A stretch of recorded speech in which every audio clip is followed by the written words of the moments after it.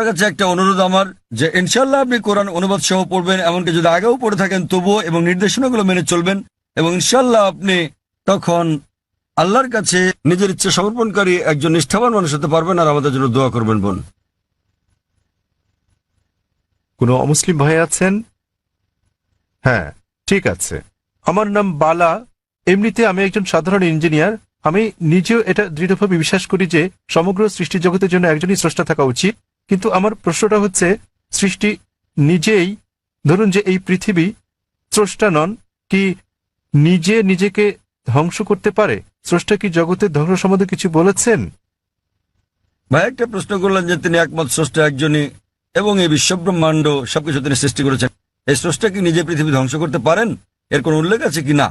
আপনি যদি কোরআন পড়েন, যা সৃষ্টিকর্তা আল্লাহ সুবহানাহু ওয়া তাআলার সর্বশেষ চূড়ান্ত বার্তা, এটা বলা আছে যে তিনি এই ব্রহ্মাণ্ড তৈরি করেছেন এবং তিনি একদিন এটা ধ্বংস করে দেবেন, এটা বলা আছে। এবং যখন এটা ধ্বংস করবেন, তিনি নতুন আরেকটা সৃষ্টি করবেন। সুতরাং এই জগৎ একটা নির্দিষ্ট সময়ের জন্যই, কিন্তু সর্বশক্তিমান আল্লাহ এই জগৎ ধ্বংস করে দেবেন, যাকে আমরা কিয়ামত বলি, পৃথিবীর অন্তিম পরিণতি। এবং আজকাল বিজ্ঞানীরা বলছেন যে ব্রহ্মাণ্ড একসময় ধ্বংস হয়ে যাবে। অনেক ধরনের তত্ত্ব বিজ্ঞানীরা দিয়ে থাকেন, যেমন ব্ল্যাক হোল বা এই ধরনের বিষয়, কিন্তু অনেকগুলো তত্ত্ব আবার কোরআনের বক্তব্যের সাথে মিলে যায়। যেমন ধরেন, কোরআন বলে যে সূর্য এবং চন্দ্র একসাথে মিলে যাবে, কোরআন বলে যে সমুদ্র ফুলে উঠবে, কোরআন বলে যে নক্ষত্রগুলো ঝরে পড়বে, কোরআন বলে যে সমগ্র সৃষ্টি জগৎ ধ্বংসের মুখে এসে দাঁড়াবে। এবং এই বিষয়ে যা বলা আছে তার অনেকগুলো বিজ্ঞানীদের দেওয়া তত্ত্বের সাথে মিলে যায়। তত্ত্ব কেন? কারণ এগুলো হচ্ছে অনুমান। যেহেতু কোরআন হলো সর্বশেষ এবং চূড়ান্ত কিতাব, আমরা বলছি যে যেভাবে আমাদের সৃষ্টিকর্তা কোরআনে বলেছেন সেভাবে এটা ঘটবে।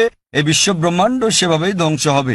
এটা ধ্বংস হওয়ার পর সবকিছু পুনরুত্থিত হবে, আল্লাহ একটা নতুন জগৎ তৈরি করবেন, এবং এটা নির্ভর করবে আমরা পরীক্ষায় কেমন করি তার উপর। আল্লাহ বলেছেন সূরা মুলক অধ্যায় নম্বর 67 আয়াত নম্বর 2, আল্লাযী খালাকাল মাউতা ওয়াল হায়াতা, আল্লাহ সৃষ্টি করেছেন জীবন এবং মৃত্যু, তোমাদের মধ্যে সৎকর্মে কে উত্তম দেখার জন্য। তো ভাই, এটার উল্লেখ ধর্মগ্রন্থে আছে। তো আপনি কি এই স্রষ্টাতে বিশ্বাস করেন? আপনি কি মানেন যে স্রষ্টা একজনই? আমি বিশ্বাস করি না যে, ধরুন আমাদের এই মানব জাতি, কি বিশ্বাস করেন না? মানব জাতির পক্ষে সৃষ্টি মানে সৃষ্টি, অর্থাৎ, দুঃখিত, আপনি বলছেন যে মানবজাতি কি এই পৃথিবীকে ধ্বংস করতে পারে। তো ভাই বলছেন যে মানবজাতি এই পৃথিবীকে ধ্বংস করতে পারে। হ্যাঁ, তারা আসলে সেটাই সেটা কি আমি বলতে চাইছি। আপনি মনে করেন মানবজাতি এই সৃষ্টিকে ধ্বংস করতে পারে? হ্যাঁ, ভাই বলছেন যে তিনি মনে করেন মানবজাতি পারে এই সৃষ্টিকে ধ্বংস করতে। তারা চেষ্টা করতে পারে কিন্তু সফলতা পাবে না। তারা চেষ্টা করতে পারে কিন্তু তারা সফল হতে পারবে না। তারা সফল হতে পারে শুধুমাত্র আল্লাহ সুবহানাহু ওয়া তাআলা চাইলেই। এমনিতে আমরা যেটা বুঝি যে বিজ্ঞানীরা বলে থাকেন সৃষ্টি হচ্ছে দুই প্রকারের। একটা হলো একটা কিছু থেকে অন্য আরেকটা কিছু তৈরি করা, যা আমরা মানুষেরা করে থাকি। যেমন একটা গাছ, সেটা আমরা কাটি, কেটে কাঠ বের করি, তারপর চেয়ার টেবিল বানাই। এটা হচ্ছে কোনো কিছু থেকে কোনো কিছু সৃষ্টি, যা করতে পারে মানুষও এবং সর্বশক্তিমান আল্লাহ। কিন্তু অন্য ধরনের সৃষ্টিটা হচ্ছে শূন্য থেকে কোনো কিছু তৈরি করা, যা মানুষ কখনোই করতে পারবে না, শুধু আমাদের ঈশ্বরই করতে পারেন, শুধু আল্লাহই করতে পারেন। তাই আরবিতে খালাকা শব্দের দুটো মানে আছে। একটা মানে হলো কোনো কিছু থেকে আরেকটা কিছু তৈরি করা, এবং খালাকা শব্দের অন্য মানেটা হচ্ছে শূন্য থেকে কিছু তৈরি করা।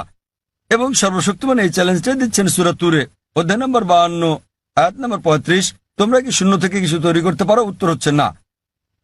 একইভাবে আপনি যখন বলছেন যে আপনি ধ্বংস করছেন, আপনি গাছটিকে ধ্বংস করছেন, গাছটি চেয়ার টেবিলে রূপান্তরিত হলো, তো আপনি এটাকে নিশ্চিহ্ন করতে পারছেন না। শক্তি তার রূপ পরিবর্তন করে, বিজ্ঞানীরা তাই বলেন। তাই মানুষ এই ধরনের সৃষ্টি শুধু ঘটাতে পারে। আমরা ইট বানাতে পারি, বাড়ি বানাতে পারি, আবার সেটা ধ্বংস করতে পারি, কিন্তু অন্য কিছু তো রূপ নেবে। শুধু আল্লাহ সুবহানাহু ওয়া তাআলাই শূন্য অবস্থা থেকে অন্য কিছু তৈরি করতে পারেন, এবং তিনি সম্পূর্ণভাবে নিশ্চিহ্ন করতে পারেন, যা আমরা পারি না। আপনি চেষ্টা করতে পারেন, বলতে পারেন পারমাণবিক অস্ত্র দিয়ে ধ্বংস করতে পারি, আপনি সম্পূর্ণ ধ্বংস করতে পারবেন না। এটা একেবারে অসম্ভব। এটা শুধুমাত্র আমাদের স্রষ্টা সর্বশক্তিমান আল্লাহ করতে পারেন, আমরা পারি না। এ কারণে পবিত্র কোরআন বলে যে স্রষ্টা এই জগৎ তৈরি করেছেন এবং তিনি এটি ধ্বংস করে আরেকটি নতুন জগৎ তৈরি করবেন।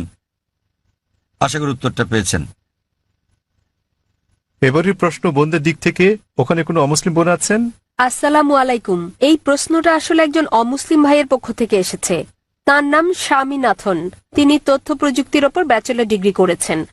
তার প্রশ্নটি হলো, ইসলাম কেন সমালোচনার ব্যাপারে এতটা স্পর্শকাতর, আর কেন সালমান রুশদি বা ইউরোপীয় কার্টুনিস্টকে মৃত্যু পরোয়ানা দেয়া হয়? সহজ ভাষায় বলতে গেলে ফতোয়া। আর একটু ভালোভাবে কি প্রতিক্রিয়া দেখানো সম্ভব নয়? বোন একটা ভালো প্রশ্ন করেছেন একজন অমুসলিম ভাইয়ের পক্ষ থেকে, যে কেন মুসলমানরা সমালোচনার প্রতি এত স্পর্শকাতর। তিনি সালমান রুশদির প্রসঙ্গ এনেছেন। সমালোচনার ব্যাপারে কেন এত সংবেদনশীল?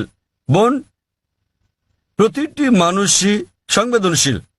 আপনি আমাকে একজন মানুষ দেখান যে সংবেদনশীল নয়, কিন্তু তাদের সংবেদনশীলতা বদলাতে থাকে। সংবেদনশীলতা পরিবর্তিত হয়। কিছু নির্দিষ্ট ব্যাপারে আমরা সংবেদনশীল, কিছু ব্যাপারে তা নই। তাই প্রতিটি মানুষের ক্ষেত্রে এটা পরিবর্তিত হয়। যখন মুসলমানদের ব্যাপারে বলতে হয়, আমরা মুসলমান, আমরা আমাদের পালনকর্তা আল্লাহ সুবহানাহু ওয়া তাআলাকে ভালোবাসি এবং আল্লাহ রাসূলকে ভালোবাসি। এবং নবী মুহাম্মদ সাল্লাল্লাহু আলাইহি সাল্লাম বলেছেন যে কোনো মুসলমানই প্রকৃত মুসলমান নয় যতক্ষণ পর্যন্ত সে আল্লাহ এবং তার রাসূলকে নিজের চেয়েও বেশি না ভালোবাসে, আল্লাহ এবং তার রাসূলকে নিজের চেয়েও বেশি ভালো না বাসে। এখন আমরা যদি দেখি যে কিছু মানুষ তাদের সন্তানদের সবচেয়ে বেশি ভালোবাসে। একটা গবেষণায় দেখা গেছে যে বানরেরা তাদের সন্তানদের খুব ভালোবাসে। তো একটা বানরকে একটা কুয়ার মধ্যে রাখা হলো তার বাচ্চার সাথে, তারপর পানি ঢালা হলো, কুয়ার ভেতর পানি বাড়তে লাগলো। তখন বানরটা তার বাচ্চাটাকে কোলে তুলে নিল। পানি বাড়তে থাকলে সে তার বাচ্চাটাকে বাঁচাতে চেষ্টা করছিল। যখন সে আর বাঁচাতে পারল না, সে নিজে বাচ্চা ফেলে লাফ দিয়ে বেরিয়ে এলো। তাহলে তারা তাদের বাচ্চাকে অনেক বেশি ভালোবাসে, কিন্তু নিজের জীবনের চেয়ে বেশি নয়। এ কারণে বাচ্চাটাকে নিয়ে আসতে না পেরে সে নিজে লাফ দিয়ে বেরিয়ে চলে এলো। এটা একটা পরীক্ষা মাত্র। একইভাবে মানুষও তার বাচ্চাকে ভালোবাসে, নিজেকে ভালোবাসে, ঠিক আছে। কিন্তু যখন মুসলমানদের প্রসঙ্গ আসে, আমরা আল্লাহ এবং তার রাসূলকে নিজের চেয়ে বেশি ভালোবাসি। উদাহরণস্বরূপ, আপনি যদি আমাকে অপমান করেন, আমি এটা পছন্দ করব না, কিন্তু কিছু মনেও করব না। আমি পছন্দ করব না, কিছু মনেও করব না, ঠিক আছে, সমস্যা নেই। কিন্তু আপনি যদি আল্লাহ এবং তার রাসূলকে অবমাননা করেন, আমি বেশি কষ্ট পাবো। এটা সংবেদনশীলতা নয়, এটার কারণ হচ্ছে তারা আমার খুব কাছের। সুতরাং মুসলমানদের কাছে আল্লাহ এবং তার রাসূল খুবই ঘনিষ্ঠ, এমনকি আমাদের সন্তানদের চেয়েও ঘনিষ্ঠ, স্ত্রীর চেয়েও ঘনিষ্ঠ, স্বামীর চেয়েও ঘনিষ্ঠ, নিজের জীবনের চেয়েও ঘনিষ্ঠ। তো এ কারণে আমি বলবো যে আপনি একটু অন্যভাবে প্রশ্নটা করতে পারতেন যে কেন মুসলমানরা আল্লাহ এবং তার রাসূলকে এত বেশি ভালোবাসে। আপনি আমাকে একজন মানুষ দেখান, আপনি যদি তাকে অপমান করেন ঠিক আছে, কিন্তু তার মাকে অপমান করলে সে রেগে যাবে। যদি কারো মাকে নিয়ে বাজে কথা বলেন, সে অবশ্যই রেগে যাবে। তো আমরা আমাদের আল্লাহ এবং রাসূলকে আমাদের মায়ের চেয়ে বেশি ভালোবাসি। এই ব্যাপারগুলোর উপর ভিত্তি করে মুসলমানেরা বোঝাতে চান যে যখন সালমান রুশদি ব্র্যাকেটে একজন তথাকথিত মুসলিম পরিবারে জন্ম, যখন তিনি বই লেখেন, মিথ্যে সমালোচনা করেন শুধু কিছু বুঝতে পারছেন কিছু টাকার জন্য, সে কারণে তখন মুসলমানরা তার তীব্র প্রতিবাদ করে। আপনি বলছেন প্রতিবাদ করার আর কোনো ভালো উপায় ছিল কিনা? আমিও মনে করি মুসলমানদের প্রতিবাদের সবগুলো উপায় সঠিক ছিল না। অনেক সময় জানমালের ক্ষতি হয়েছে, যা আমিও সমর্থন করি না, কিন্তু তারা সংবেদনশীল, যেহেতু এটার সাথে আমাদের পালনকর্তা আল্লাহ সুবহানাহু ওয়া তাআলা এবং তার দূত জড়িত। কিন্তু আমাদের খারাপ লাগা উচিত, কিন্তু তাদের কেউ কেউ অতি প্রতিক্রিয়াশীল, কেউ কেউ আবার প্রতিবাদ করেছেন সহিংস উপায়ে, যেটা করা উচিত নয়। কেউ কেউ শান্তিপূর্ণ করা ঠিক আছে, প্রতিবাদ করা উত্তম। আর আপনি হয়তো আমার একটা আলোচনা ধর্মীয় মৌলবাদ কি মত প্রকাশের অধিকারের জন্য বাধাস্বরূপ শুনে থাকবেন। আমি বিস্তারিত বলেছি সালমান রুশদি কি করেছেন আর তিনি কিভাবে বইটি লিখেছেন। এবং সর্বপ্রথম দেশ স্যাটানিক ভার্সেস যে নিষিদ্ধ করেছিল, কোন দেশ? ইন্ডিয়া। শ্রী রাজীব গান্ধী সে সময় প্রধানমন্ত্রী, তিনি তখন সেই বইটি স্যাটানিক ভার্সেস নিষিদ্ধ করেছিলেন ভারতে, যা বইটি নিষিদ্ধকারী প্রথম দেশ। এবং আমি এটাকে স্বাগত জানাই, কিন্তু নিজের অজ্ঞতাবশত তিনি জানতেন না যে সেই একই বই স্যাটানিক ভার্সেসে নবী মুহাম্মদ সাল্লাল্লাহু আলাইহি সাল্লাম এবং আল্লাহ তাআলা সম্পর্কে বাজে মন্তব্য করা ছাড়াও তিনি বাজে মন্তব্য করেছিলেন সীতা এবং শ্রীরাম সম্পর্কেও, শ্রীরামকে নিয়েও, যা মানুষজন বইটি পড়লে হয়তো নাও বুঝতে পারে। আর ভেবে দেখেন, আমি ইংরেজ সরকারের কাছে প্রশ্নটা করছি।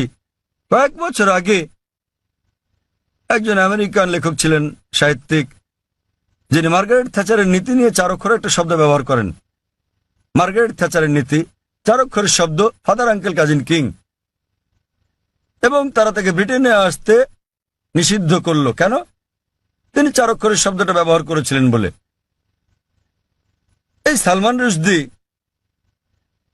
তিনিও এই একই শব্দ ব্যবহার করেন এবং এটাতে আইএনজি যোগ করেন, অনেকবার করেছেন ইংরেজ নীতি সম্বন্ধে আর মার্গারেট থ্যাচারকে নিয়ে, এবং তিনি তাকে সম্বোধন করেন, জানেন কিনা, ম্যাগি বা দুশ্চরিত্রা।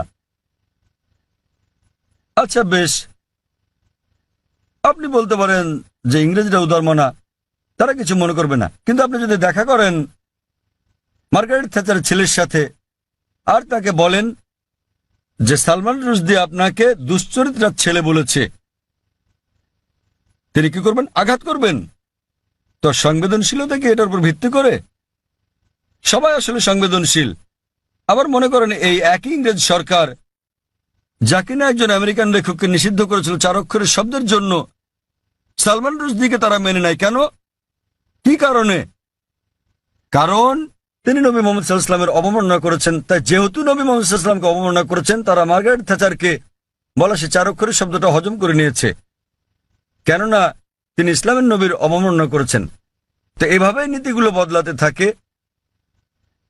আমরা যেটা বুঝি যে ইসলাম ধর্মে মত প্রকাশের স্বাধীনতা আছে, বক্তব্যের স্বাধীনতা আছে, কিন্তু এটা কখনোই সীমা অতিক্রম করবে না, এটা কাউকে কষ্ট দিতে পারবে না, আর এটার পক্ষে প্রমাণ থাকতে হবে। কাউকে আঘাত দিলেও যুক্তিযুক্ত এবং প্রমাণ সাপেক্ষ হলে সেটা ভিন্ন কথা, কিন্তু কুৎসা রটানো যাবে না।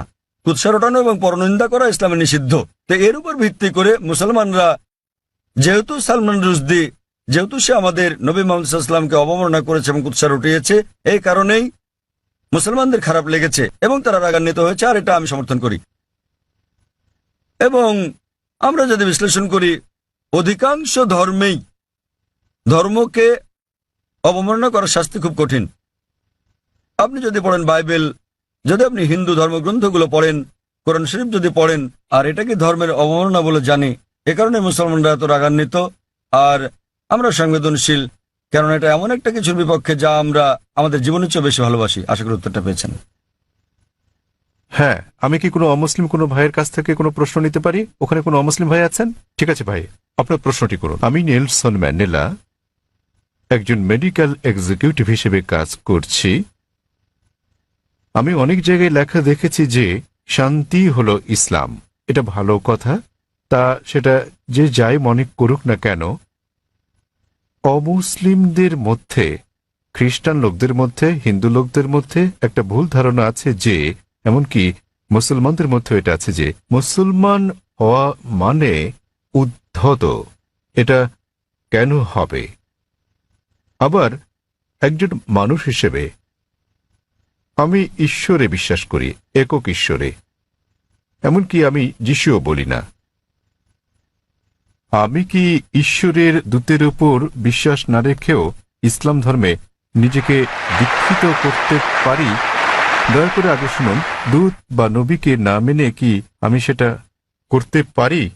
এই অবস্থায় আমি যদি নিজেকে ধর্মান্তরিত করি, সবাই আমাকে যে নামে চেনে, নেলসন ম্যান্ডেলা, ধর্মান্তরিত হলেও আমি কি এই নামটা রাখতে পারবো? ভাই দুটো প্রশ্ন করেছেন। ওনার প্রথম প্রশ্নটা হচ্ছে যে কেন অমুসলিমরা ধরে নেয় যে মুসলিমরা, আপনারা জানেন যে তারা ইসলামের অনুসারী, ইসলাম মানে হলো শান্তি, কেন তারা ধরে নেয় যে মুসলিমরা উদ্ধত? ভাই আমি আপনার সঙ্গে একমত যে অধিকাংশ অমুসলিমই মনে করে যে মুসলিমরা উদ্ধত, সহিংস ইত্যাদি। ভাই এর কারণটা হলো মিডিয়া। মিডিয়া সেভাবেই মুসলিমদেরকে তুলে ধরে। আপনি আজকে দেখেন যে কোনো সন্ত্রাসী হামলা হলেই সাথে সাথে তারা মুসলিমদের দায়ী করে সব সময়। ঠিক বা ঠিক যাই হোক না কেন, ওকলাহোমা বোমা হামলা যুক্তরাষ্ট্রে, যাতে প্রায় 166 জন মানুষ মারা গিয়েছিল, এটা ছিল আমেরিকার মাটিতে সবচেয়ে বড় বোমা হামলা। দিনের পর দিন এটাকে বলা হলো মধ্যপ্রাচ্য ষড়যন্ত্র, এতে মুসলিমরা জড়িত। পরবর্তী সময়ে তারা জানতে পারল যে এতে জড়িত ছিল 2 জন মার্কিন সৈন্য, কমিউনিস্ট, তারা জড়িত ছিল। এটা সংক্ষিপ্ত সংবাদে এলো, শেষ ঘটনা শেষ। তো মুসলমানদের ব্যাপারে হলে শিরোনামে চলে আসে, আর অমুসলিমরা জড়িত থাকলে এটা সংক্ষিপ্ত সংবাদ। যেমন ভারতীয় সংবাদপত্রে আপনি দেখবেন যে একজন 50 বছর বয়স্ক আরব, 50 বছরের বয়সের আরব মুসলিম 19 বছরের এক মেয়েকে বিয়ে করছে। দেখবেন যে অনেক বড় সংবাদ, শিরোনাম। পরের দিন 50 বছর বয়স্ক অমুসলিম 9 বছরের মেয়েকে ধর্ষণ করেছে, এটা আসে সংক্ষিপ্ত সংবাদ। তো মিডিয়া প্রথম পাতায় তুলে ধরে একজন 50 বছরের মুসলমান 19 বছরের মেয়েকে বিয়ে করছে, আর 50 বছর বয়স্ক অমুসলিম 9 বছরের মেয়েকে ধর্ষণ করছে, ছোট করে আসে। তো এই হচ্ছে আমাদের মিডিয়া। তাই আমি লেকচার দিয়েছি মিডিয়া এবং ইসলাম, যুদ্ধ না শান্তি বিষয়ে। এটা ছিল, এই আলোচনাটা আমি প্রায় 1 বছর আগে দিয়েছিলাম বোম্বেতে, মিডিয়া ও ইসলাম, যুদ্ধ না শান্তি, এবং আরো অনেক জায়গায়। আর মিডিয়া কিভাবে কি করে বিস্তারিত বলেছি। ভাই আপনাকে একটা প্রশ্ন করি, আপনি কি আমাকে উদ্ধত মনে করেন? না, মাশাআল্লাহ। আপনি কি মনে করেন এখানে যারা বসে আছেন তারা সবাই উদ্ধত? কেউ কেউ, সরি, কারো কারো মুখ দেখে মনে হয়। না না ভাই, আপনি দেখেন, আপনি অতিথিতে দেখুন আর ভাই, তাদের আপনি চেহারা দেখেন, দেখুন। ঈশ্বর কাউকে যে চেহারা দেন তার জন্য কি তাকে দোষী করা যায়? আমি আপনার মুখ দেখতে পাচ্ছি না, এখান থেকে আপনার মুখ দেখতে পাচ্ছি না, আপনি ওই পর্দা আমার মুখ দেখতে পাচ্ছেন, আমি দেখছি না। খোদা না করুক আপনার চেহারা যদি উদ্ধত হয়, আপনাকে দায়ী করা যাবে না, না। তাই কখনো বলবেন না যে চেহারা উদ্ধত। হ্যাঁ, কারো ব্যবহার যদি আপনাকে খোঁচা মেরে থাকে, এখানে কেউ কি আপনাকে মেরেছে? আপনাকে কেউ গালাগাল করেছে? না। তো ভাই আপনি যদি বলেন চেহারা উদ্ধত, তাহলে আপনাকে আবার ভেবে দেখতে হবে। দেখুন, চেহারা হলো ঈশ্বর প্রদত্ত, তাই কাকে দায়ী করবেন, ঈশ্বরকে না মানুষকে? অথবা নিজেকে দায়ী করতে পারেন যে আপনি মনে করেছেন সে উদ্ধত। আরেকটা ব্যাপার দেখেন ভাই, মনোবিজ্ঞান আছে। মনোবিজ্ঞানে বলা হয় যে, দেখেন আমি একজন মেডিকেল ডাক্তার, মনোবিজ্ঞানে বলা হয়, ধরেন আপনি ভাবছেন যে মিস্টার এ আপনার শত্রু, আপনার মনে হচ্ছে মিস্টার এ আপনার শত্রু, ঠিক আছে? কিন্তু তিনি একজন সাধারণ মানুষ, গড়পড়তা মানুষ। যখনই মিস্টার এ কে দেখছেন, তাকে শত্রু ভাবছেন আপনি, এবং আপনি রেগে যাচ্ছেন, তার দিকে এভাবে তাকাচ্ছেন। তিনি একজন স্বাভাবিক মানুষ, যেহেতু আপনি সেভাবে তাকাচ্ছেন, তিনিও রেগে যাচ্ছেন। তো যখনই তিনি রাগছেন, হ্যাঁ বলেছিলাম না, দেখলেন আমার দিকে কিভাবে তাকাচ্ছে? প্রথমে তো আপনি তাকিয়েছেন, তিনি একজন সাধারণ মানুষ, যেহেতু আপনি মনে মনে ভেবে নিয়েছেন যে মিস্টার এ আপনার শত্রু, তিনি যখনই আসেন আপনি শত্রুর মতো আচরণ করছেন তার সাথে। তিনি স্বাভাবিক, কিন্তু আপনি তাকে দেখছেন, তার চলাফেরা দেখছেন, রেগে তাকাচ্ছেন। তিনি ভাবছেন এই লোক কেন আমার দিকে রেগে তাকাচ্ছে, তাই তিনিও রেগে যাচ্ছেন। তখন আপনি বলছেন দেখেন আমার দিকে কিভাবে তাকাচ্ছে, কিন্তু শুরু করেছে কি আপনি? তো এই মনস্তাত্ত্বিক মিডিয়া মানুষের মনের মধ্যে মাকড়সার জাল তৈরি করে দিয়েছে। মিডিয়ার ফাঁদ হচ্ছে মুসলমানরা উদ্ধত, সন্ত্রাসী, সহিংস, আপনাকে মেরে ফেলবে। তো আপনি খুব সাবধান হয়ে গেলেন, মানুষের মুখের দিকে তাকাচ্ছেন, হয়তো কেউ সন্ত্রাসীর মতো দেখতে। কারণ যখনই তারা বলছে সন্ত্রাসী, মাথায় টুপি পরিয়ে দিচ্ছে। তো যখনই মাথায় টুপি পরা কাউকে দেখছেন, আপনি ভাবছেন সন্ত্রাসী। তো আসলে এটা হলো মিডিয়া যেভাবে বিষয়টাকে দেখাচ্ছে। তাই টুপির সাথে আমি স্যুট পরি, পশ্চিমা পোশাক এবং ইসলামী পোশাক, আর পাজামা আমার গোড়ালির উপরে, তো আমি এটা মিশ্রণ করি। মিশ্রণ হলো পশ্চিমা সংস্কৃতির, হালাল কিছু আমি নিতে পারি, কিন্তু আমি মাথায় টুপি পরি। তো আসলে এটা হলো মিডিয়া।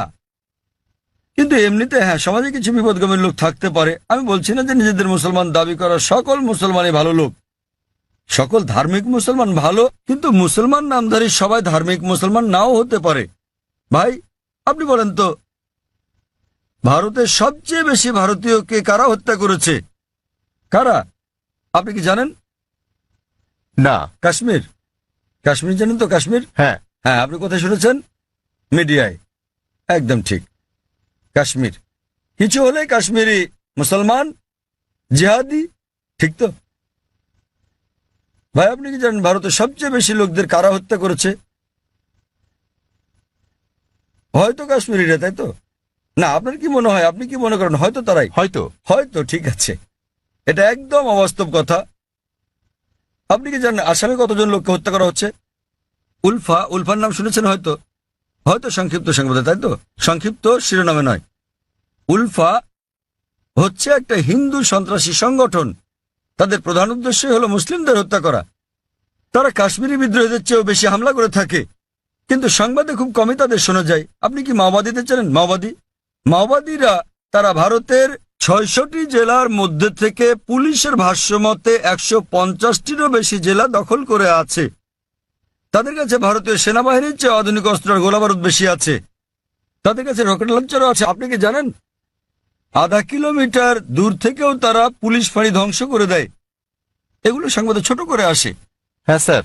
তারা ভারতের জন্য কাশ্মীরিদের চেয়েও বড় বিপদ। কাশ্মীরিরা শুধু কাশ্মীরেই গোলাগুলি করে। সেটা ঠিক না ঠিক পরে আলোচনা করব। তাদের এই যুদ্ধ ন্যায় কি অন্যায় পরে আলোচনা করতে পারবো, ঠিক না ঠিক। কিন্তু তারা স্থানীয় আর মাওবাদীরা পুরো দেশ কব্জা করছে, এবং সরকার মাওবাদীদের চেয়ে কাশ্মীরিদের নিয়ন্ত্রণ করতে বেশি টাকা খরচ করছে। আমাদের বুঝতে হবে যে এই হচ্ছে মিডিয়া। এটা মূলত মিডিয়াই। সব সমাজে খারাপ জিনিস আছে। মিডিয়া সমাজে দুষ্ট লোকদের খুঁজে বের করে এবং তুলে ধরে এভাবে যে মুসলিম মাত্র এরকম। আমি নিশ্চিত কিছু কিছু লোক মুসলমান হওয়া সত্ত্বেও অপরাধী, যারা হয়তো নিষ্পাপ লোকদের হত্যা করে থাকে। তারা কোরআনের বিরোধী। কিন্তু আরো বেশি অমুসলিম রয়েছে যারা আরো বড় অপরাধী, যারা আরো বেশি ভারতীয়কে হত্যা করছে, কিন্তু মিডিয়া তাদের তুলে ধরছে না। তো আপনার প্রথম প্রশ্নের উত্তরে বলা যায় যে এর জন্য মিডিয়ায় দায়ী। আর তা না হলে আপনি এখানে দাঁড়িয়ে থাকতেন না, ঠিক তো? চিন্তা করেন, আপনি হাজার হাজার লোকের সামনে দাঁড়িয়ে আমাকে প্রশ্ন করছেন। আমি এটা হ্যাঁ, ভাবিনি। সেটাই প্রশ্ন করা। যদি আপনি নিশ্চিত হতেন তাহলে আমাকে প্রশ্ন করতেন না, তাই তো? তো এটাই হচ্ছে প্রমাণ যে যদিও আপনি মিডিয়ার কথা শোনেন কিন্তু তাদেরকে পুরোপুরি বিশ্বাস করেন না। তাই আমরা আপনার মতো লোকদের সম্মান করি। নেলসন ম্যান্ডেলা, আর এটা আমাকে দক্ষিণ আফ্রিকার সেই মহান নেতার কথা মনে করিয়ে দেয়, নেলসন ম্যান্ডেলা। এবার আপনার দ্বিতীয় প্রশ্নে আসি। আপনি বলেছেন যে আপনি একজন খ্রিস্টান এবং যীশু খ্রিস্টের উপর বিশ্বাস স্থাপন করেন। আপনি জানতে চেয়েছেন আমি কি ইসলাম গ্রহণ করতে পারি, মুসলমান হতে পারি? রাসূলকে বিশ্বাস না করে আপনি বোঝাতে চেয়েছেন নবী মোহাম্মদকে বিশ্বাস না করার কথা, ঠিক? হ্যাঁ।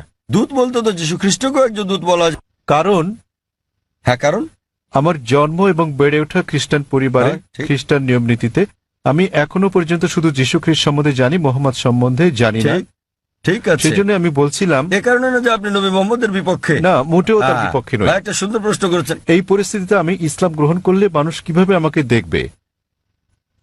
ঠিক ঠিক ভাই, একটা সুন্দর প্রশ্ন। আর আমাকে কি নামও পরিবর্তন করতে হবে?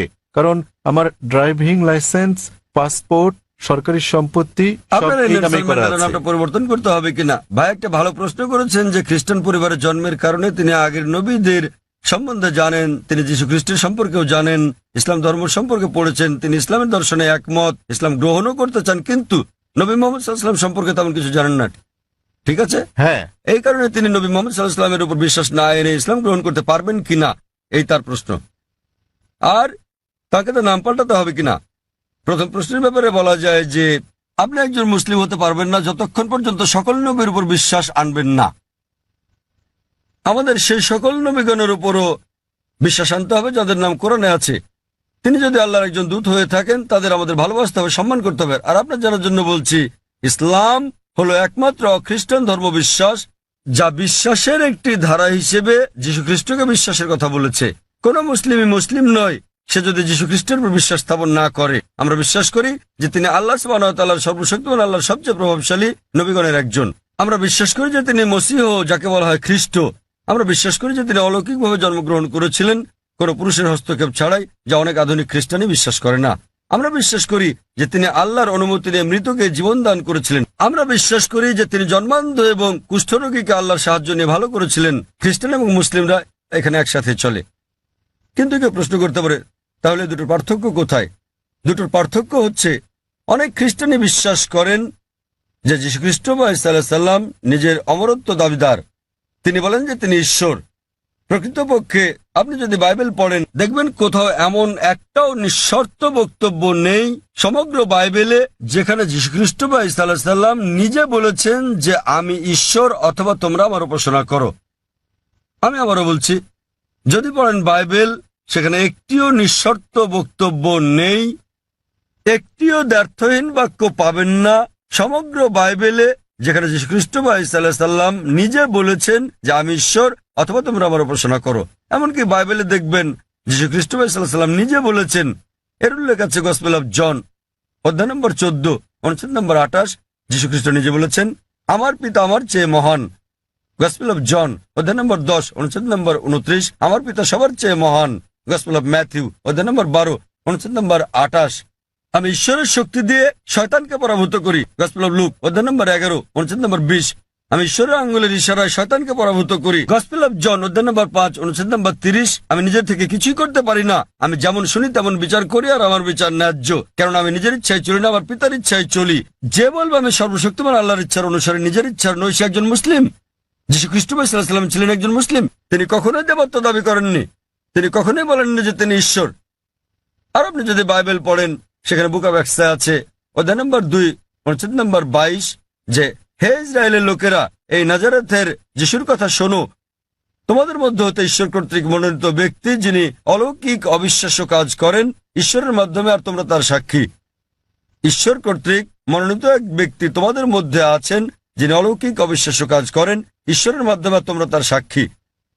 আর যখন যীশু খ্রিস্ট সাল্লাল্লাহু জিজ্ঞেস করা হলো আপনার প্রথম নির্দেশ কি, তিনি অক্ষরে অক্ষরে সেই কথাটাই বললেন যা মুসা আলাইহিস সালাম বলেছিলেন বুক অব ডিউটেরোনমি অধ্যায় 6 অনুচ্ছেদ 4-এ। যীশু খ্রিস্ট সাল্লাল্লাহু সেই কথাটাই বলেন গসপেল অফ মার্ক অধ্যায় 12 অনুচ্ছেদ 29। তিনি বলেন शमा इस्राइलो अदनाहिनु अदनाई खद। শোনো হে ইসরায়েলবাসী, ঈশ্বর, আমাদের ঈশ্বর হলেন একজন ঈশ্বর। তো আপনি যদি মুসলমান হন, মুসলমান হতে গেলে আপনাকে সকল নবীর উপর বিশ্বাস আনতে হবে। সে আদম থেকে শুরু করে নূহ, ইব্রাহিম, ইসহাক, মুসা, যিশু এবং নবী মুহাম্মদ সাল্লাল্লাহু আলাইহি ওয়াসাল্লামের উপর। তো এখন নবী মুহাম্মদ সাল্লাল্লাহু আলাইহি ওয়াসাল্লামের ব্যাপারে আপনার প্রশ্নে আসি। আপনি হয়তো তার সম্পর্কে বিস্তারিত জানেন না, আপনি হয়তো তার জীবনী সম্বন্ধে জানেন না, কিন্তু আপনাকে তার উপর বিশ্বাস আনতে হবে। আর আপনি যদি খাঁটি খ্রিস্টানও হয়ে থাকেন, যীশু খ্রিস্ট বা ঈসা আলাইহিস সালাম ভবিষ্যৎবাণী করেন নবী মুহাম্মদ সাল্লাল্লাহু আলাইহি ওয়াসাল্লামের ব্যাপারে। নবী মুহাম্মদ সাল্লাল্লাহু আলাইহি ওয়াসাল্লামের ব্যাপারে ভবিষ্যৎবাণী করা হয়েছে ওল্ড টেস্টামেন্টে, এমনকি নিউ টেস্টামেন্টেও ভবিষ্যৎবাণী করা হয়েছে বুক অব ডিউটেরোনমিতে অধ্যায় 18 অনুচ্ছেদ 18, বুক অব ডিউটেরোনমি অধ্যায় 18 অনুচ্ছেদ 19, বুক অব আইজায়া অধ্যায় 29 অনুচ্ছেদ 12, সং অব সলোমন অধ্যায় 5 অনুচ্ছেদ 16।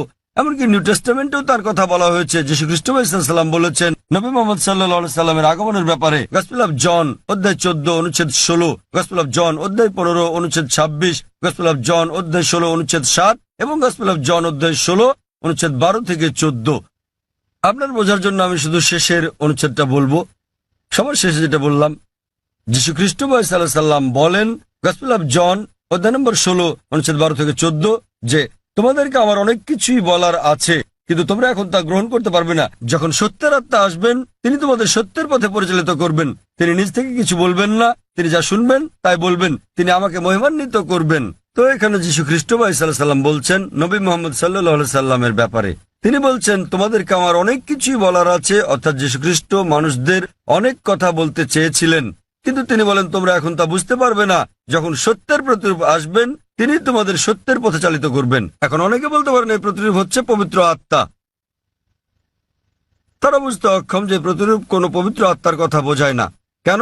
কয়েকটা অনুচ্ছেদ আগেই গসপেল অফ জনের অধ্যায় নম্বর 16 অনুচ্ছেদ 7 যীশু খ্রিস্ট সাল্লাম বলছেন যে তোমাদের ভালোর জন্য আমাকে যেতে হচ্ছে, কেননা আমি না গেলে সত্যের প্রতিরূপ আসবেন না। সুতরাং আমি যদি যাই, আমার প্রস্থানেই তার আগমন নিশ্চিত। সেই প্রতিরূপ এবং শান্তি আসবে যদি যীশু খ্রিস্ট সাল্লাম বিদায় নেন। যীশু খ্রিস্ট এই পৃথিবীতে আসার অনেক আগে থেকে এই প্রতিরূপ এখানে ছিলেন। তিনি এখানে ছিলেন যখন যীশু খ্রিস্ট জন্মগ্রহণ করেন, তিনি তখনও ছিলেন যখন তাকে দীক্ষা দেওয়া হয়। তো এই প্রতিরূপ এবং শান্তির দূত কোন পবিত্র আত্মাকে বোঝায় না, এটা সর্বশেষ এবং চূড়ান্ত নবী মুহাম্মদ সাল্লাল্লাহু আলাইহি সাল্লামের কথা বোঝায়। কারণ ভবিষ্যৎবাণী বলছে তিনি যাই শুনবেন তিনি বহন করবেন। আর আমরা জানি যে নবী মুহাম্মদ সাল্লাল্লাহু আলাইহি সাল্লাম সর্বশক্তিমান আল্লাহর কাছ থেকে দৈববাণী পেয়েছিলেন এবং তিনি তা প্রচার করেছিলেন। আর নবী মুহাম্মদ সাল্লাল্লাহু আলাইহি সাল্লাম পৃথিবীতে একমাত্র ধর্মদূত যিনি যীশু খ্রিস্টকে মহিমান্বিত করেছেন।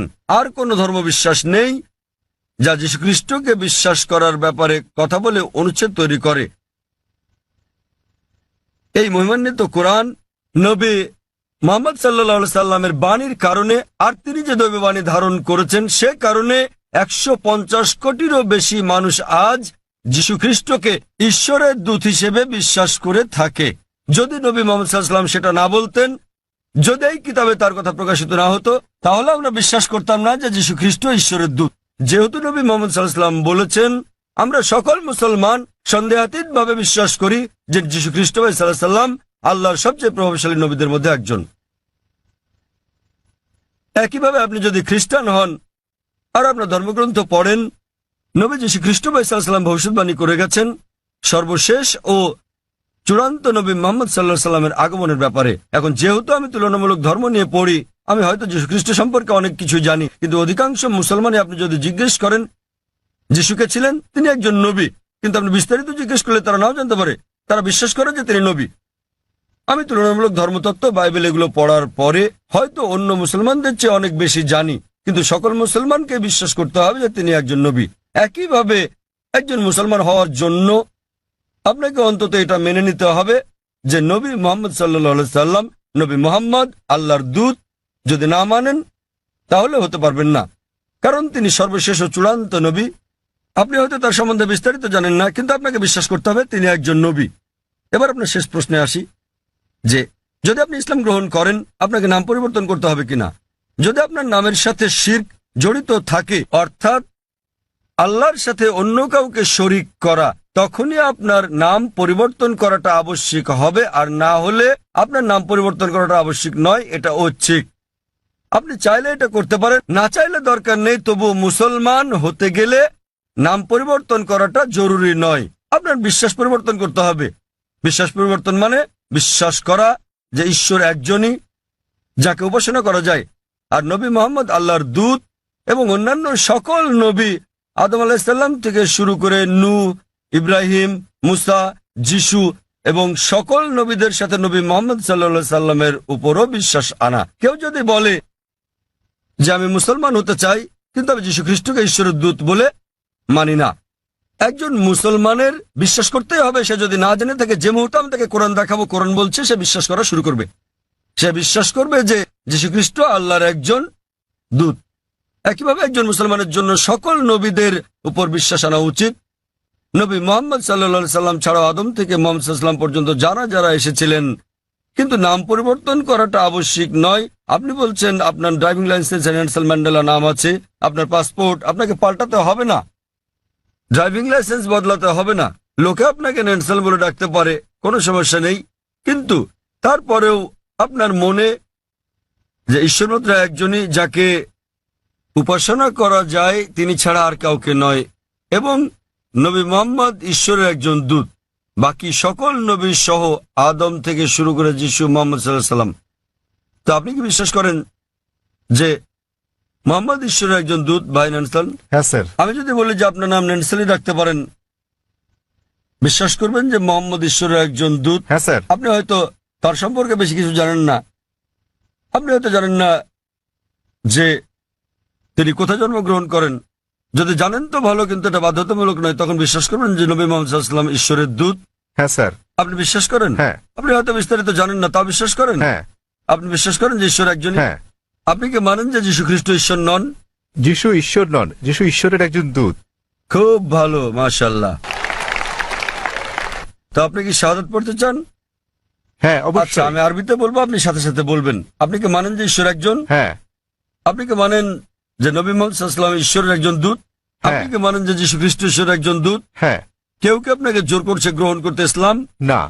কেউ আপনার উপর চাপ প্রয়োগ করছে? না। কোনো অর্থনৈতিক চাপ, টাকা?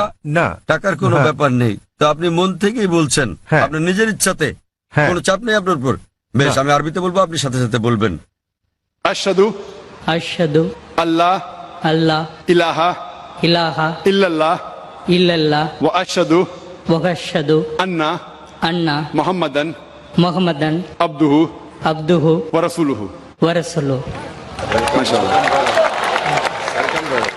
আমি সাক্ষ্য দিচ্ছি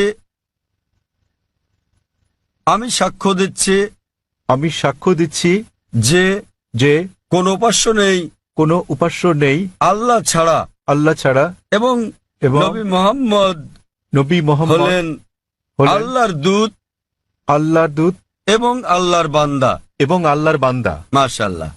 ভাই, আপনি এখন মুসলিম এবং আপনি আল্লাহর কাছে প্রার্থনা করেন যেন তিনি আপনাকে হিদায়াত দেন এবং ইনশাআল্লাহ জান্নাতে জায়গা দেন। এই জীবন হলো পরকালের জন্য পরীক্ষা। তিনি আপনাকে ইনশাআল্লাহ জান্নাতে নিয়ে যাবেন। এবং আমি অন্যান্য ভাইদের প্রতি বলবো যে যখনই কেউ গ্রহণ করবেন ইসলাম, আপনারা বিষয়টার প্রতি খেয়াল রাখবেন এবং আন্তরিকভাবে সহযোগিতা করবেন, আরও সহনশীল হবেন। কারণ আমাদের দিনে একজন নতুন মানুষ আসছেন, তাকে আপনার সামর্থ্য অনুযায়ী সাহায্য সহযোগিতা করুন। এবং ইনশাআল্লাহ আমি দোয়া করছি আপনি আপনার নাম নেলসনই রাখতে পারেন, আপনাকে নাম বদলাতে হবে না, এটা আসলে আবশ্যিক নয়। আপনাকে নাম বদলাতে হবে না, আপনার নাম নেলসনই রাখতে পারেন এবং একই সাথে একজন ধার্মিক মুসলিম হতে পারবেন। কোরআন বুঝে পড়ার চেষ্টা করবেন এবং যতটুকু নির্দেশনা আপনি পাবেন ইনশাআল্লাহ তা প্রয়োগ করেন। এবং আমি আপনাকে অনুরোধ করছি আমার জন্য দোয়া করবেন। ধন্যবাদ স্যার। এখানে আর কোনো অমুসলিম ভাই আছেন? এখানে একজন আছেন, তিনি তামিল ভাষায় প্রশ্ন করতে চান, যেটা অনুবাদ করা হবে। অনুবাদ করার মতো কেউ আছেন? কোনো ভাই অনুবাদ করবেন? হ্যাঁ ভাই, এখানে একজন অনুবাদক আছেন। সবাইকে শুভ সন্ধ্যা। আমি বালাজি ইউরেকা ফরবস কাজ করছি। யூஸ்வலாக அந்த சாதாரண ஒரு எறும்போட உயிரோட வேல்யூ ஒன்று தான், நம்ம ஹியூமனோட உயிரும் ஒன்று, அதோட வேல்யூ ஒன்று தான். ஸோ நம்ம இந்த பீஃப் மட்டன்லாம் சாப்பிட்றோம், ஸோ அது தப்பு இல்லையா? தென் வந்து பார்த்தீங்கன்னா இந்த ஹிந்து முஸ்லீம் கிறிஸ்டின் மூணு, இந்த பகவத்கீதை ப்ளஸ் பைபிள் தென் குரான் மூணு கேஸ்டும் ஃபைனலாக எல்லா உயிர்களிடத்தும் அன்பு செலுத்துங்க தான் சொல்கிறாங்க. ஸோ முஸ்லீமை மட்டும் ஸ்பெஷலாக நீங்கள் சொல்கிறது சரியா புரியல. ভাই একটা প্রশ্ন করেছেন যে একটা পিঁপড়া মারাও অন্যায়, যদিও পিঁপড়া ক্ষতিকর হতে পারে, কিন্তু আরো বৃহৎ দৃষ্টিতে দেখতে গেলে মুসলমানরা যা করে তা হল গরু এবং অন্যান্য পশু হত্যা করে। ওনার মতে মুসলমানরা অনেক বেশি গরুর মাংস, খাসির মাংস ইত্যাদি খায়। তো এটা কি অন্যায় নয়? কারণ গীতা, বাইবেল, কোরআন সব জায়গায় বলা আছে যে আপনাকে সকল প্রাণীর প্রতি দয়া দেখাতে হবে, কিন্তু এটা করা হচ্ছে না। ভাই যে প্রশ্নটা করলেন যে একটা পিঁপড়া মারাও অন্যায় এবং জীবন্ত প্রাণী মারাও অন্যায়, তো কেন মুসলিমরা মাংস খায়, গরু, খাসি ইত্যাদি? এটা কি অন্যায় নয়? আমাদের কি দয়া দেখানো উচিত নয়? আমি ভাইয়ের প্রশ্নের প্রথম অংশের সাথে একমত এবং এটা বুঝি যে তিনি ইংরেজি বুঝতে পারেন, যদিও বলতে পারেন না। আমাদের মধ্যে অনেক লোক আছেন যারা ইংরেজি বুঝতে পারেন, যদিও বলতে পারেন না, বাংলাতে প্রশ্ন করেন। তা আমার মনে হয় বাংলাতে বললেও ভাই বুঝবেন, যদিও তিনি ইংরেজিতে প্রশ্নটা করেননি কারণ তিনি তামিল ভাষাতে বেশি সাবলীল। হত্যার ব্যাপারে যে কোনো প্রাণীকে বিনা কারণে হত্যা করা অন্যায় ইসলাম ধর্মে। এমনকি ইসলামেও কোনো জীবন্ত প্রাণীকে অপ্রয়োজনে হত্যা করা পাপ। এ বিষয়ে একটা হাদিস আছে। নবী বলেছেন, যখন এক লোক বনে আগুন জ্বালাচ্ছিল, নবী বললেন এখানে আগুন জ্বালানোর কারণে এখানে পিঁপড়া আছে। অন্য জায়গায় জ্বালানোর মানে হচ্ছে নবী নিজেও চিন্তিত ছিলেন যে বনে আগুন জ্বালালে পিঁপড়া মারা যেতে পারে। তিনি সেই সাহাবাকে জায়গা বদলাতে বললেন যাতে পিঁপড়া না মারা যায়। এবার আপনার মূল প্রশ্নে আসি, কেন মুসলিমরা মাংসাশী প্রাণী হত্যা করে, মাংস খায় ইত্যাদি? প্রথমে আমি আপনাকে বলবো যে একজন মুসলমান 100% নিরামিষী হয়েও একজন খাঁটি মুসলমান হতে পারেন। মাংস খাওয়াটা আবশ্যিক নয় ইসলামে, কিন্তু যেহেতু আমাদের সৃষ্টিকর্তা আল্লাহ সুবহানাহু ওয়া তাআলা অনুমতি দিয়েছেন মাংস খাওয়ার জন্য, কেন তা আমরা খাবো না? আপনি যদি ভেবে দেখেন, পবিত্র কোরআনে বলা আছে সূরা মাইদা অধ্যায় 5 আয়াত নম্বর 1 যে তোমাদের জন্য বৈধ হলো চতুষ্পদ পশু। তাহলে চতুষ্পদ পশু খাওয়া আমাদের জন্য বৈধ।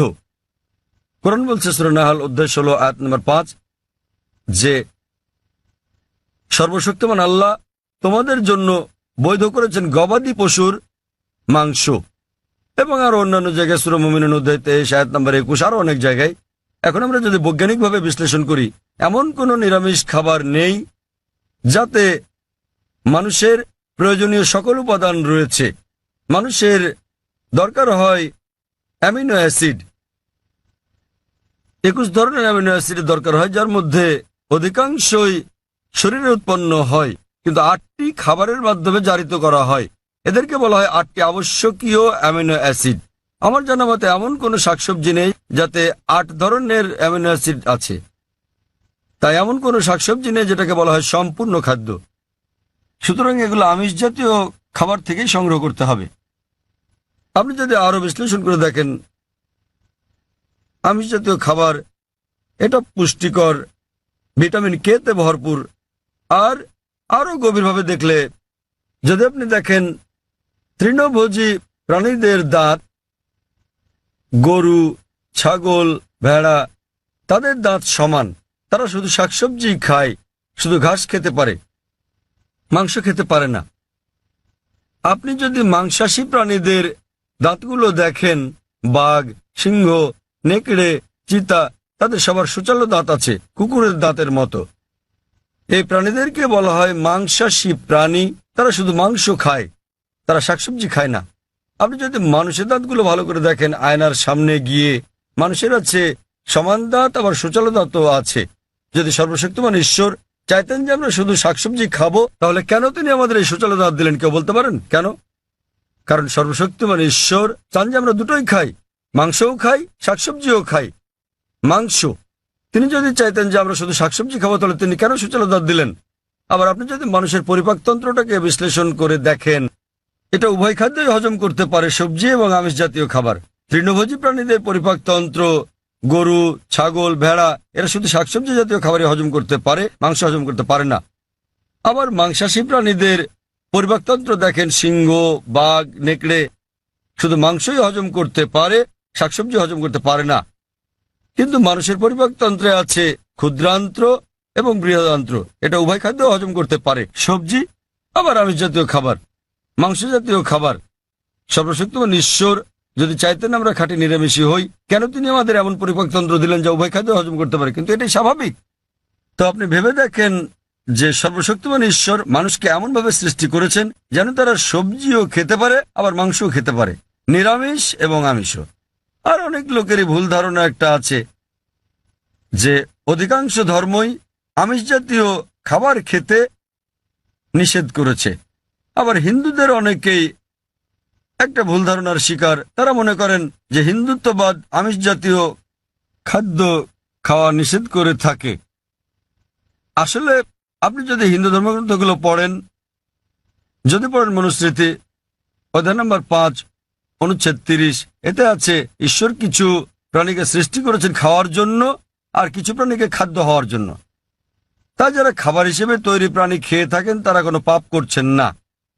আবার মনুস্মৃতিতে উল্লেখ আছে অধ্যায় নম্বর 5 অনুচ্ছেদ 39, সর্বশক্তিমান ঈশ্বর প্রাণীদের সৃষ্টি করেছেন উৎসর্গ করার জন্য।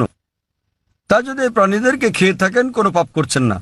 মনুস্মৃতি অধ্যায় 5 অনুচ্ছেদ 41 আছে যে উৎসর্গের প্রাণীদেরকে হত্যা করা কোনো পাপ নয়। হিন্দু ধর্মের গ্রন্থগুলোতে এরকম অনেক উক্তি আছে যেখানে আমিষ জাতীয় খাবার খাওয়ার কথা বলা হয়েছে। আপনি যদি পড়েন মহাভারত অনুশাসন পর্ব অধ্যায় 88, যুধিষ্ঠির, যিনি পাণ্ডব ভাইদের মধ্যে সবার বড়, তিনি ভীষ্মকে জিজ্ঞেস করলেন যে যজ্ঞতে অর্থাৎ পূজাতে আমরা কি উৎসর্গ করতে পারি যাতে আমাদের পূর্বপুরুষেরা সন্তুষ্ট হবেন। ভীষ্ম উত্তর দিলেন যে যজ্ঞতে, পূজাতে তুমি যদি লতাপাতা গাছপালা দাও তাহলে আমাদের পূর্বপুরুষেরা 1 মাসের জন্য সন্তুষ্ট হবেন। যদি মাছ দাও তাহলে সন্তুষ্ট থাকবেন 2 মাসের জন্য।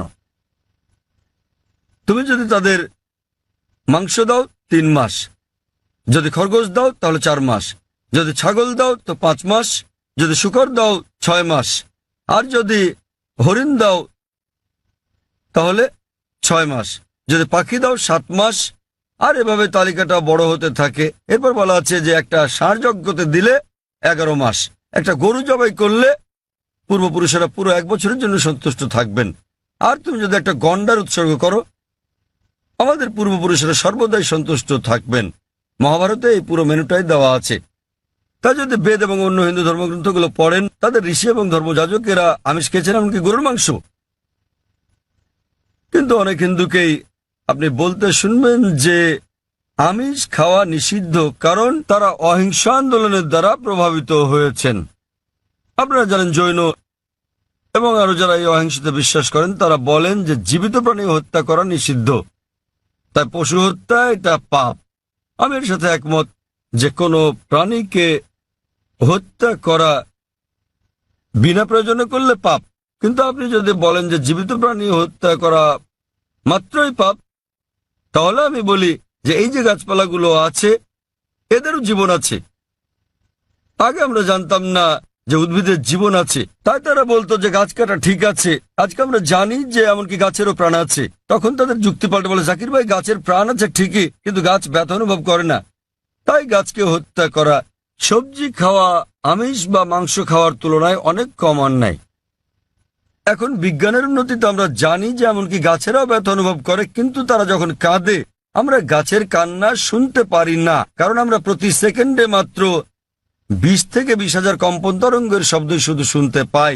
এর চেয়ে কম বা বেশি আমরা শুনতে পারি না। তাহলে দেখা যাচ্ছে যে গাছেরাও কাঁদে, কিন্তু আমরা গাছের কান্না শুনতে পারি না। গাছে ব্যথা অনুভব করে, বিজ্ঞান আমাদের বলছে। তখন যুক্তি পাল্টে যে হ্যাঁ ভাই জাকির, আমরা বুঝলাম যে গাছেরও প্রাণ আছে, তাদেরও ব্যথা লাগে, কিন্তু ব্যাপারটা হলো যে গাছের 2-3টা ইন্দ্রিয় আছে, প্রাণীদের আছে 5টা ইন্দ্রিয়। তাই প্রাণী হত্যা করা আরো বড় পাপ। তর্কের খাতিরে যদি কথাটা মেনেও নেই যে গাছের 2টো ইন্দ্রিয় 3টি ইন্দ্রিয় আছে, প্রাণীদের আছে 5টি ইন্দ্রিয়, আর সে কারণে প্রাণী হত্যা করা বেশি অন্যায়। তো তাদের কাছে আমার প্রশ্ন যে ধরেন একজন লোক, তার এক ভাই আছে যে হচ্ছে মুখ আর বধির, শুনতেও পারে না, বলতেও পারে না। এখন কেউ যদি তাকে গিয়ে মেরে ফেলে, ধরেন আপনার নিজেরই ভাই যে মুখ ও বধির, কথা বলতে পারে না, শুনতেও পারে না, এখন কেউ যদি তাকে হত্যা করে, আপনি কি বিচারকের কাছে গিয়ে বলবেন যে হুজুর হত্যাকারীকে কম শাস্তি দিন, কারণ আমার ভাইয়ের 2টো ইন্দ্রিয় কম ছিল, সে বলতে পারতো না, শুনতে পারতো না? আপনি কি তাই বলবেন? আপনি বলবেন যে হুজুর হত্যাকারীকে দ্বিগুণ শাস্তি দিন, কারণ আমার ভাই ছিল একজন নিষ্পাপ মাসুম, সে বলতে পারতো না, শুনতেও পারতো না।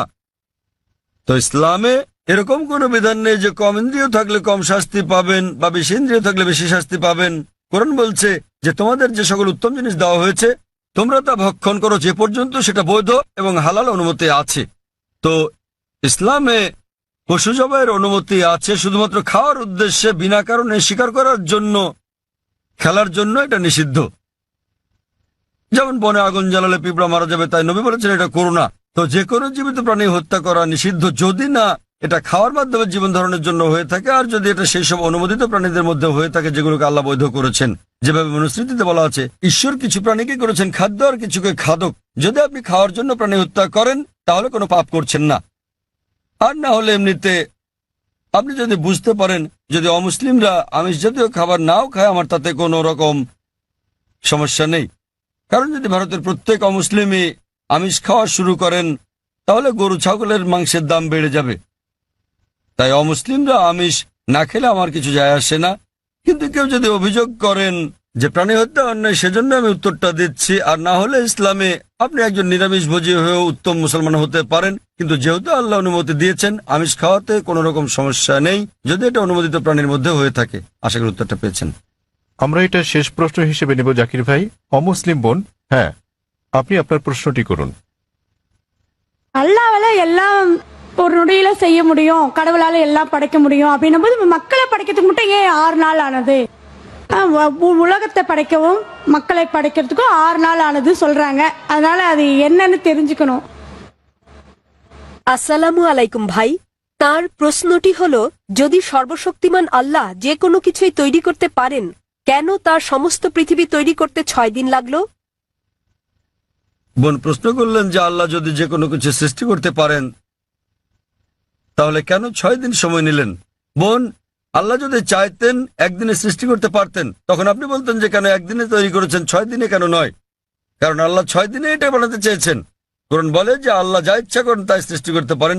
অনেক আয়াত আছে আল্লাহ বলেন কোরআনে, সূরা আলে ইমরান অধ্যায় 3 আয়াত নম্বর 59, إن مثل عيسى عند الله كمثل آدم خلق من تراب ثم قال له كن فيكون। আল্লাহ আদম আলাইহিস সালামকে সৃষ্টি করেছেন যেমন তিনি যীশু খ্রিস্টকে সৃষ্টি করেছেন ধুলো থেকে, তিনি বলেন হও আর তা হয়ে যায়। তো আল্লাহ যখন কিছু সৃষ্টি করতে চান তিনি বলেন হও আর হয়ে যায়। তিনি ইচ্ছে করলেই এটা হয়ে যায়। আল্লাহ যদি ইচ্ছে করেন আপনি 9 মাস পরে জন্মাবেন, তাহলে আপনি 9 মাস পরে জন্ম নেবেন। আল্লাহ যদি চান 1 সেকেন্ডে, তাহলে মাত্র 1 সেকেন্ডেই। তো আল্লাহ চাইলেন যে তিনি কোনো কিছু 6 দিনে সৃষ্টি করবেন, তাই তিনি করলেন। এমন না যে আল্লাহ একদিনে করতে পারতেন না, একদিন কেন 1 সেকেন্ডেও তিনি করতে পারতেন। আল্লাহ চেয়েছেন এটা 6 দিনে বানাতে, সেজন্য 6 দিনে হয়েছে। তো আল্লাহ যাই চান তিনি শুধু বলেন কুন ফায়াকুন, হও আর এটা হয়ে যায়। এই সৃষ্টি জগতে তিনি বলেন হও আর হয়ে গেল। তবে আল্লাহ এটা 6 দিনে বানাতে চেয়েছিলেন, সেজন্য 6 দিনে হয়েছে। এমন না যে তিনি এর চেয়ে কম বা বেশি সময় বানাতে পারতেন না, এটাই তিনি চেয়েছিলেন। আর আল্লাহ যাই ইচ্ছা করেন তাই হয়ে যায় সহজে। আশা করি উত্তরটা পেয়েছেন। এক ভাইয়ের কাছ থেকে একটা অনুরোধ এসেছে যে যারা ইসলাম গ্রহণ করেছেন, আমরা অনুষ্ঠানটা শেষ করার আগে এক ভাই নেলসন ম্যান্ডেলা তিনি গ্রহণ করেছেন ইসলাম। আমি তার হাতে কোরআনের একটি অনুবাদ তুলে দিতে চাই। আমি স্বেচ্ছাসেবক বোনদের অনুরোধ করব তার হাতে একটি কোরআনের অনুবাদ তুলে দিতে, যে মহিলা ইসলাম গ্রহণ করেছেন। নেলসন ম্যান্ডেলাকে অনুরোধ করব, তিনি কি আছেন? নেলসন ম্যান্ডেলা কি এখানে আছেন? হ্যাঁ, অনুরোধ করছে মঞ্চে আসার জন্য, যাতে আমি আপনাকে কোরআনের অনুবাদ দিতে পারি।